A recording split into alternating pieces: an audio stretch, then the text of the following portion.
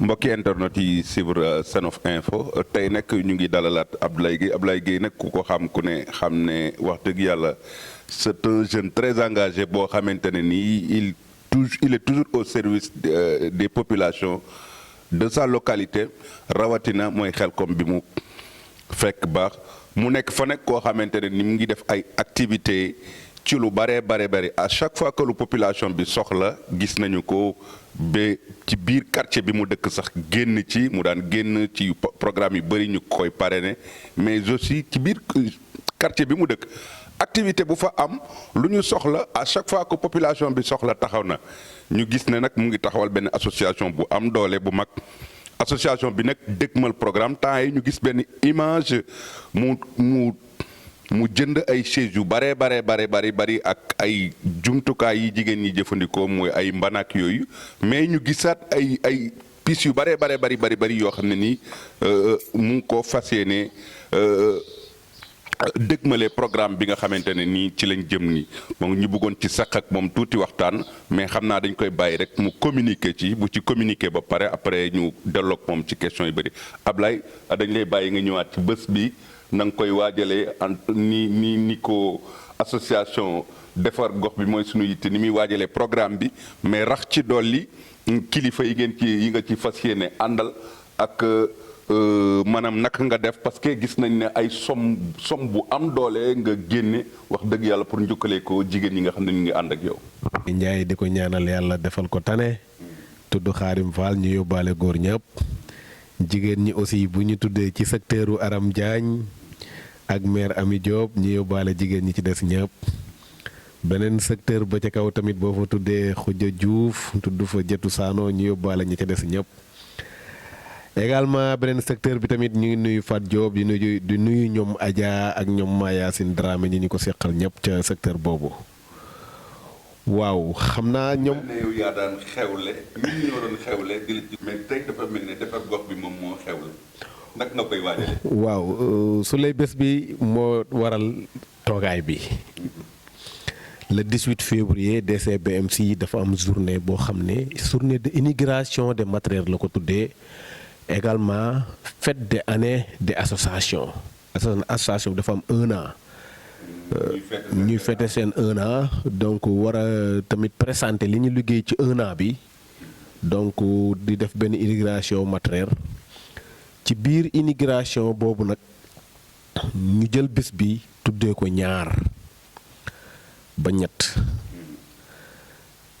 suñu madame la maire Maymouna Diop moom la ñu def bés bi muy tuddam moom la ñu ko tuddee ak ki ñuy tuddee Géej Diouf sunu invité d'honneur nekk monsieur le maire Maguette Sène donc loolu moo aju ci bés bi ni ñu ko tëralee donc li waral nag ñi jël ñaar ñooñu tuddee leen maintenant su lay le 18 février boo gisee ñu bëgg xalaat ni ñu koy tëralee dafa am tey ñu bari seen niveau dafa wàcc ci politique bi c'est-à-dire que du samp comité nag comme samp comité moo xew may leeral foofu ne du samp comité ñun inauguration la ñu am fête des années des associations en même temps dañ koy politiquer dañuy politique donc dañu gis ne aussi dañu am maire bu jàmbaar maire boo xamante ni macha allah ci liggéey ci domaine yépp nag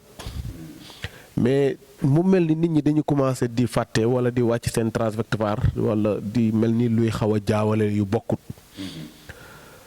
bon ndax fi réew mi toll la aussi mais mu mel ni nit ñi dañu bëgg di amalgame di bëgg a boole ci xalaat yi wala ci gis-gis yi loo xam ne ça n'a rien à voir ak monsieur le maire Maguette Sène ñu bëgg a delloo si waat nag askan wu Xelcom cité Maguette Sène ñu concentré wu ci monsieur le maire Maguette Sène xam ne ñun monsieur le maire Maguette Sène kese moo ñu concerné keneen concerné wu ñu donc liggéey boobu ci lañ nekk depuis 2 mois yi ci base bi politique bi ci terrain bi gis ne nit ñi dañu war a dellu si waat concentré waat ci Maguette Sène depuis ni ñu ko doon defee démb ndax tamit def na fi loo xam ne man gëm naa ni Maguette Sène ak lu mën a xew dañoo war a nekk ci ginnaawam accompagner ko ba keroog muy am li mu bëgg loolu moo tax ñu ne le 18 février dañu invité képp kuy responsable ci commune de Malicounda. donc maa ngi ñaan aussi ku seetaan vidéo bi rek maa ngi ñaan nga jàpp ne loolu mooy sa invitation parce que tamit temps bi xat na le 18 jege si na te waroon nañ def délégation dugg ci ku nekk du ñàkk nag ceci dimanche bi incha allah délégation bi dina départ am ñum dem seeti waxtaan ak ñoom ci le 18 février incha allah ci seen immigration matériel boobu ma ñëw nag ci parrain yi. balaa ma laa doguma la. xam naa di nga jàll ci parrain yi mais mu mel ne sa yaram dafa tàng parce que damay gis. keroog li nga fa génne ci ay chaise yoo xamante ne ni yaa ngi koy préparé affaire bi ak ay mbanak yooyu mais da nga dellusiwaat ak ay piis yu bëree bëri mu mel ne ay koppar yu bëri nga ci def pour jaglee ko jigéen ñi nga xam ne ñoo ànd ak yow ci association bi mais pour jàppale monsieur le maire Maguette Sène. waaw xam nga Souley loolu. waa DCBMC ñoo ko liggéey. ndax DCBMC dañ ne woon. un an ci ginnaaw dañu toog ñu ne ñun lan la ñuy former loo xamante ni day mën a liggéey bu am résultat. ñu indi DCBMC tuddee ko defar gox bi mooy suñu yitte ñoom ñu amoon financement 500000 yaa ngi fàttale ko. gis nga 500000 boobu. moo jur lii tey. il est très organisation ci biir jigéen ñi ñuy leblante xaalis seen biir di ko fay mais mu am civique am ñu téye kees googu respecté ko toppatoo ko ba tey loolu mën a jur lii. jàppale naa leen ci nag. ndax tey jii. li ñu teg ci matériel rek jege na 900000. tissu yi boo xoolee dagg nañ 30 rouleau bu nekk 14530 ça fait ay 400 quelques mille. donc loolu yëpp ay matériel la yoo xam ne seen liggéey lañ dajale def ko ci matériel pour tamit am bis boo xam ne dañ ciy bëgg a teral seen moromi jigéen ñi ànd ak ñoom di liggéey. aussi wan leen ne liggéey bi nga xam ne ay quelques responsables ñoo ko seqoon ñi présenté ko seeni nawle yi nekk ci koñ bi na leen lii moo waral ñi doon laaj seen weccit. donc matériel bi noonu la demee. léegi mën nga ñëwaat ci parrain yi. parrain yi donc damay ñaan Souley. gis nga ñun ni ñuy doxee rek la ñu gis ci parrain yi. xam nga tey jii dëgg la mënoon nañ jël monsieur le maire Maguette Sène ne mooy parrain bi moom kese. te itam sax. mën naa wax ni ba tey moom mooy parrain bi moom kese ndax loo tuddee madame la maire tuddee ko Géej Diouf loolu tuddee nga ko monsieur le maire Maguette Sène njabootam la mais dafa am lu ñu ci bëgg a delloo si waat askan wi ci koo xam ne dafa nekk ci gannaaw monsieur le maire Maguette Sène di ko jàppale.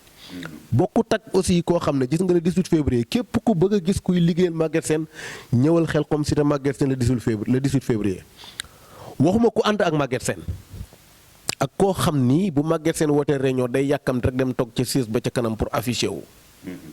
ci écran bi. gis nga madame la maire dafa nekk nit koo xam ne dafay dimbali Maguette Sène ci liggéeyam ñu seetlu ko ci côté yu bari donc masla bi digganteem ak nit ñi kàddu yu rafet yi ndénkaane yi muy def bu dajee ak yow orientation yu muy def ci politique bi ñu dem ba gis ne vraiment kii aussi li tax ñi def ko madame la maire. ah vraiment yelloo na ko te aussi mi ngi jàppale kilifaam muy monsieur le maire Maguette Sène donc ñi gis loolu ci moom nekk gi mu nekk madame le maire tamit nekkal ko folox gépp vraiment tamit ñi am ci fierté aussi nangul ko kontaan ci tamit ndax tamit folox suñu folox la ñun ñëpp suñ ko jëlee def ko madame le maire mu dëkk folox loolu suñu mbégte la ñun waa folox yëpp loolu lañ bëgg a wan askan wi. donc maintenant ñun danañ ko seeti mais du problème dañ koy yóbbul ay lettre pour ay xaalis nagam mais dafa am moom lu mu représenté ñëw loolu askan wi war ko xam. muy sagu folox mais non seulement responsable dafa war a mel ni moom ci ginnaaw kilifaam. non seulement tamit bu ñu wàccee tamit ci Géej Diouf moom it ñu gis ni booy xoolee tey su lay Xelcom. ndeysaan employeurs yi au niveau des kudd bari na lool. Maguette Sène jàmbaar na moo tax nit ñi li ñu bëgg a mel ni luy fàtte Maguette Sène man loolu daf may xaw a jaaxal te loolu moo am nag ci dëkk yi responsable yi seen taxawaay moo des xaw ma mais souvent que nit ñi ngi commencé di yóbbu politique bi ci beneen dimension boo xam ne warul egg foofu ñun dafa am ku ñu nekkal mu def ci ñun lu kenn deful ci ñun muy dëkkuwaay bu accessible mais aussi toppatoo ndaw ñi ba ndaw ñi mën a am fu ñuy xëy di wàcc ñun ñu war a concentré wu ci kooku ànd ak moom ba fu ñu jëm donc ñoo ko doon wax ni ñun ak yow ba pale c'est-à-dire que yooyu lañ bëgg a delloo si waat boo xoolee kudd gi Géej Diouf da ci suyee rôle bu am doole ci Xelcom cité Maguette Sène ci wàllu ndaw ñi ci wàllu mag ñi ñu ci bari tey wax dëgg yàlla jàpp na ci seeni contrat donc nit nag su la defalee jaaru na bis nga delloo ko njukkal. donc moom it su ma nee bokk na ci parents yi côté boobu kese la donc mu taxaw doon na rafet mu taxaw ci dëkk bi ñu teral ko. ndax tey jii wax dëgg yàlla. mel na ne boo ko teralul teral njabootam. voilà su ko defee. monsieur le maire ak madame Géej boo ci teral dafa mel ni monsieur le maire nga ko def. su ko defee ñu ñaan nag monsieur le maire Maguette Sène mu ànd ak Géej Diouf ak madame le maire accompagner leen ci bés boobu. ndax moom it mooy. moom itamit mooy invité d'honneur bu mag bi.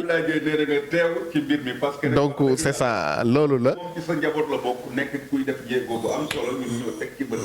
gis ne à chaque fois bu population bi soxlaa teew na. bés bii nag bëgg nañ ñi nga teew ci loolu mais Ablaye. mu gis mu mel ne sa kuréel gi di association bi. dafa mel ne dafa ci dégg ay bruit yi ndaw wala amul wala lu nit ñi di ruumandaat la nii rek. waaw su lay souvent loolu nag mënul ñàkk aussi ci politique. ndax politique vision la rek. gis-gis la en même temps tolluwaay la. donc fi nga ne yow wuute ak fi ma nekk. ne peut pas dire que sama noon nga. nañu interpréter lu ñu wuute. ça qui est l'importance. xëy na DCBMC. defoon na liggéey bi am solo ci élection yi passé ba yaakaar naa kii ñu tuddee conseiller Ami Touré dafa nekkoon membre ci DCBMC yàlla def na tey ànd na.